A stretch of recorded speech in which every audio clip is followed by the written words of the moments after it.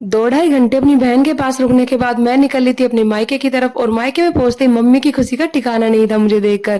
भाई जब मायके पहुंचते हैं ना तो मम्मी के चेहरे पर जो हंसी आती है ना, उसे देखकर तो अलग ही सुकून मिलता है। उसके बाद मैं सबसे पहले चल दी थी अमरूद के पेड़ पर, जो कि गर्मियों की छुट्टियों में मैंने आपको दिखाया था काफी सारे अमरूद लगे हुए थे, लेकिन उस टाइम कच्चे थे। अब वो पककर टूट भी गए हैं और थोड़े से जो बचे हैं वो पक रहे थे। तो मैं बढ़िया मौके पर आई थी। मैं फिर पहुंच गई चाचा जी की तरफ, उनकी तरफ भी अमरूद का पेड़ था। तो चाचा जी बोले चल देख इधर भी अमरूद पकने लगे हैं अब। फिर चाचा जी के पेड़ के भी अमरूद देखे। ये अमरूद होते तो छोटे साइज के, लेकिन मीठे बहुत होते हैं और ऑर्गेनिक बिल्कुल, भाई घर में लगे हुए अमरूद है। तो उसके बाद मम्मी मेरे लिए लेकर आई फ्रिज से निकाल कर अमरूद। और ये देखो, ये है इनका फाइनल रिजल्ट। ये पिंक कलर के निकलते हैं अंदर से। उसके बाद भाभी ने बना ली थी चाय और लड्डू।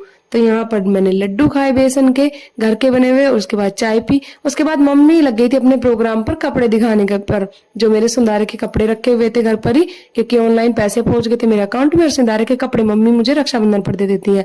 तो यहाँ पर मम्मी का सूट और मेरी साड़ी दी।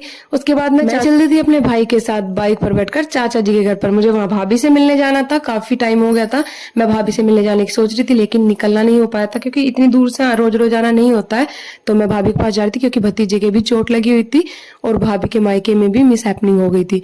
तो उसके बाद मैं पहुंच गई अपने पुराने वाले घर पर भाभी के पास। भाभी रात के डिनर की तैयारी कर रही थी रसोई में। तो मैं उनके पास ही खड़ी होकर थोड़ी देर बातें करी मैंने। तो उसके बाद भाभी ने मुझे अपने हाथों से खिलाई, मैंने मिठाई खाई और बच्चों ने यहाँ पर कोल्ड ड्रिंक और नमकीन खाई। बच्चों के लिए आ चुकी थी कोल्ड ड्रिंक नमकीन, मेरे लिए भी आई थी, लेकिन मैंने कोल्ड ड्रिंक नहीं पी थी क्योंकि मेरा गला खराब था। उसके बाद मैं पहुंच गई थी इस छोटे से प्यूटू से मिलने। ये मेरा प्यारा सा भतीजा, जो कि अभी अभी आया 15 दिन पहले। उसके बाद मैं रात को रक्षाबंधन के लिए भाभी की मेहंदी लगाने लगी थी और एक हाथ पर तो गोल्ड टीके से